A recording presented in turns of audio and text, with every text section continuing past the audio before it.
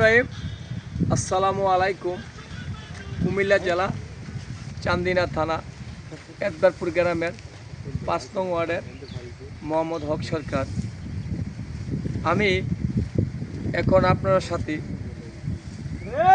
একটি কথা বলবো, কথা প্রত্যেকে মনোযোগ দিয়ে শুনবেন। বাতিদা তোমরা যাইও না, কথাটা শোনো। এখন বর্তমানে কিছু ফ্যামিলির সন্তান আছে, শ্বশুর শাশুড়ি যেভাবে বলে ওইভাবে কথাবার্তা কিন্তু শোনে। আপন মা বাপরে বাদ দেয় না, কাপড় দেয় না, সুপড় দেয় না। আপন বাপেরে বাবা আমরা 500 টাকা দিলাম, আপনি এই কথা কইতে আপনি 1 মাস চা নাস্তা খাবেন, বাবা 500 টাকা দিলাম। বাপারে আপন বাপরে মাপরে 500 টাকা দেয়, বাপেরে আর মারি। আর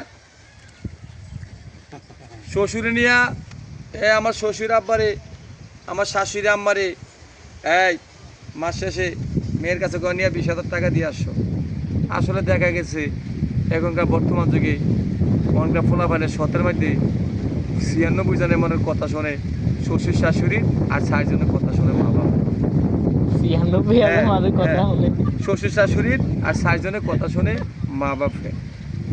এখন কথা হলো, এখন এই বর্তমানের সমাজের পরিপ্রেক্ষিতে আসলে বেশি ভালো দেখা যায় না।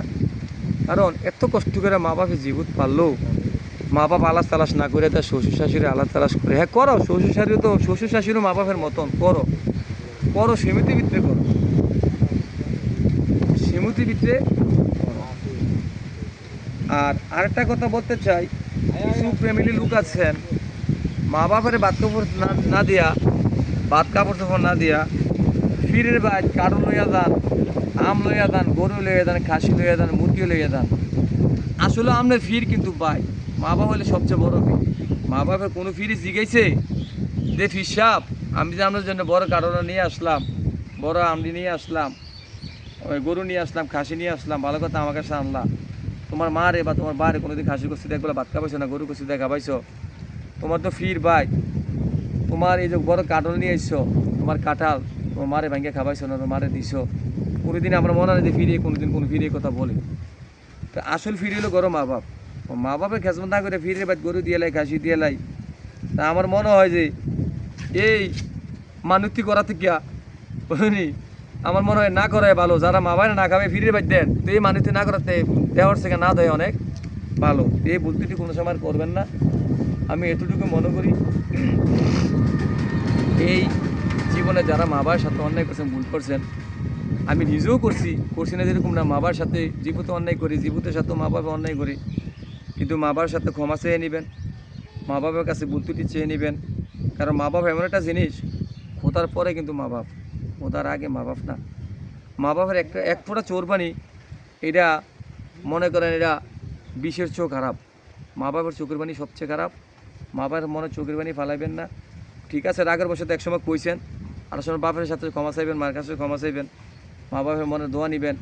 যতই কন শ্বশুরবাড়ি হালা হমুদি হোর হরি যত কিছুই কন, আসলে যাইতে পারেন, দিতে পারেন, খাবাইতে পারেন, তখন জামাই ভালা বুঝলি, আর না দিতে পারলে জামাই খারাপ।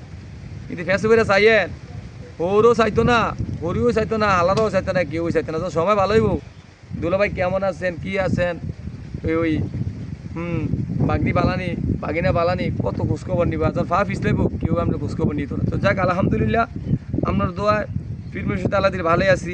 আল্লাহ খুব ভালো স্থানে রাখছি, ছোট্টখাটো ব্যবসা বাণিজ্য করতে আসি, মা বাপ লইয়া সাইডে ডাইলবেট খেয়ে বাঁচতেছি। তা আমি এই কথাগুলো আপনাদের বললাম। আসলে মনে করেন আবারও কথাটা বলতে চাই, ফির হইল মা বাপ, অরিজিনাল ফির হইল মা বাপ। মা বাপের আগে আলাস তালাশ কইরা এরপরে পরে যে জেনের মুরিদ সেই ফিরের আলাস তালাশ করবেন বা এই ফিরের কাছে মেহনতি করবেন। হ্যাঁ, কিন্তু অরিজিনাল ফির হইল গরো মা বাপ। মা বাবার সাথে যতই ভুল ত্রুটি করেন, রাগের বসতে মারে কন বাইরে কন, পরে আসলে ক্ষমা চেয়ে নেবেন।